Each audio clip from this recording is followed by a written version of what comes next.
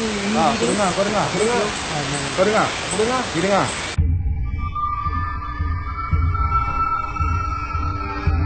Well, to be honest, right, my main concern, because it was raining earlier in the day, was not slipping and falling, because my concerns were completely physical. Like, the last thing I need is to twist an ankle or break a knee or something like that in a jungle.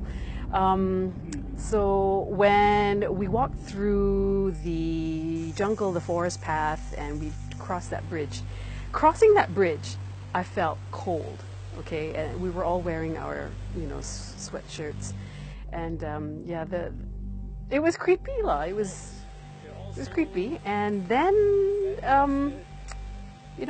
there were cold spots where we were walking, even though it was, a fairly warm night.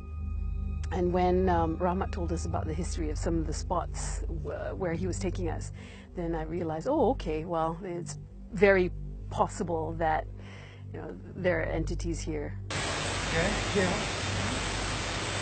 When people always hear a girl's crying.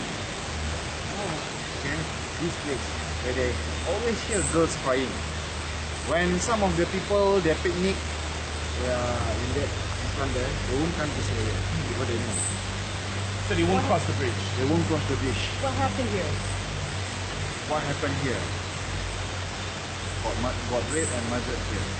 Wow. The interesting thing I saw were the 2 white butterflies on the log. I think everyone saw that. We went closer, it didn't move, and if you listen to what old people say, when you see white butterflies, especially in a forest, that means you're coming close to another realm, the Bunyan realm. And I thought, okay, this is interesting. This is the portal where I told you we are inside the place now. So what are they doing? Some of people missing here, but the road only there. When they came here, people cannot see you. You keep screaming, ask for help, but people cannot see you here. If you're walking around in the forest, in the jungle at 3 a.m. in the morning, that creepiness will, trigger a lot of imagination. I don't know if it was imagination, maybe it was really something there. But I heard someone say "tolong, tolong," and it's funny because I looked over at our camera guy, and he looked at me, and I said, "Did you hear that?" And he said, "Yeah." Apa tu?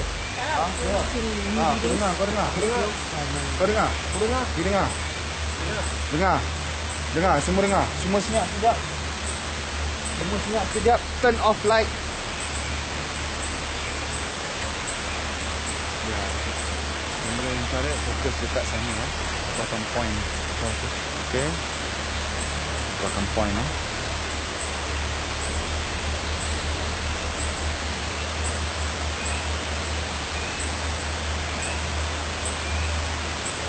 Weh, kuatlah bunyi dia menjerit. I was skeptical, I think. I think a lot of the times when they were telling us these stories, it seemed like they're just telling us so that it was like power of suggestion, trying to scare the Jesus out of us, It just seemed like a lot of the stuff that they said just seemed unnatural and not possible. And I'm a skeptic through and through. I know for a fact that anything and everything can actually be explained with science. No matter whatever it was, science could definitely explain it. Okay. This area is called the Black Area, coined by the locals that stay here. As you can see, take a look at that. So I will be sitting here and seeing if anything happens while I'm here. Especially looking out for those EMF readings. Also got a night vision camera that's going to be placed with me, so if there's anything that happens, see it first on that camera. Okay, they call it Uji Nali, right? Which is where I sit down in the hut all by myself. In front of me was one, I think, Facebook Live camera with one night vision camera. What they did was they put these sensors all around. These are motion sensors. You go to 7-Eleven or whatever, and it goes ding dong as you enter to tell you that someone's there, so that you're aware, right? Now the thing is, when there's no one around you, and those sensors are there. Then you've got the candlelight, and you've got the EMF reading, and then you've got that infrared thermometer in your hand with a walkie-talkie. All you think of is, okay, I'm all alone. Everyone else is like way up there, like at least 150 meters away from me. If anything was to happen, would they be able to get to me, you know, fast enough? Okay, camera rolling. Camera rolling, action, go, jom. Makan sensor hidup, Mat. Angkat balik, angkat balik.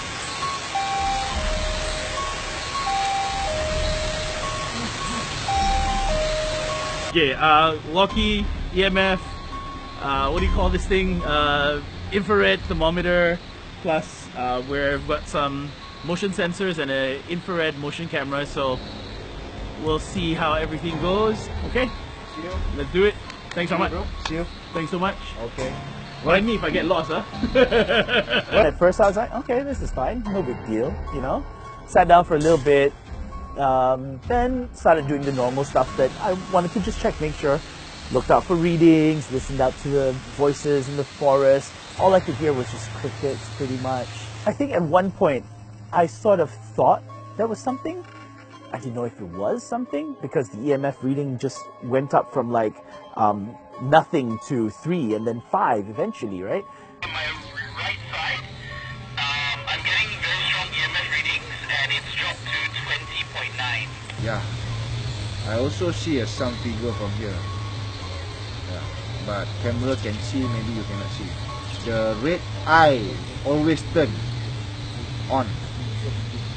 And then now I see there is some weird light. Whoa! Okay, bro. I'll catch you later. And the only EMF reading seemed to have come from where my leg was. And I'm like, but my phone's on like the side, so this is weird, right? So I then started to communicate with this, thinking, well, Rahmat taught me to do that. You know, he did it earlier when we were hunting. And at that point, I checked on the EMF reading, and I did what he did. You know, 5 lights for yes, 3 for no, and I asked him yes or no questions. Are you a man or a woman? 5 for male, 3 for women, for a woman, and you know it was 5. So I went, okay, it's a guy, you know. And then somewhere towards the 50th minute, I got another walkie-talkie response. Rahmat goes, Steve, can you go and tell the Facebook camera, everyone on Facebook, what you saw, because they can't hear you? I said, okay, sure. So now, as soon as I did that, I put down the walkie and I just stood up. This is when it happened. One of the sensors went, ding-dong.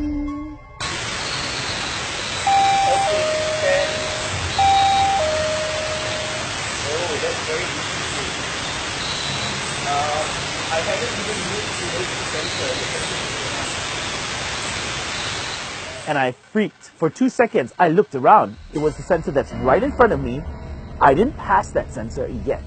So why did it make that sound? There was no wind that night. It suddenly just dropped temperature. I checked with the infrared gun, the thermometer gun, and I noticed that the temperature went down from about 21 to about 20 at that point. And I went, this is interesting. I think at this point, although I felt a 50-50 here, where maybe there is some kind of explanation scientifically that can prove what happened, I think the thing that I was fearing the most could have been true, you know? That other 50% was telling me maybe what I experienced actually did happen. Maybe there is some paranormal entities that were around the area that caused that EMF reading to spike. And maybe, just maybe, they were really communicating.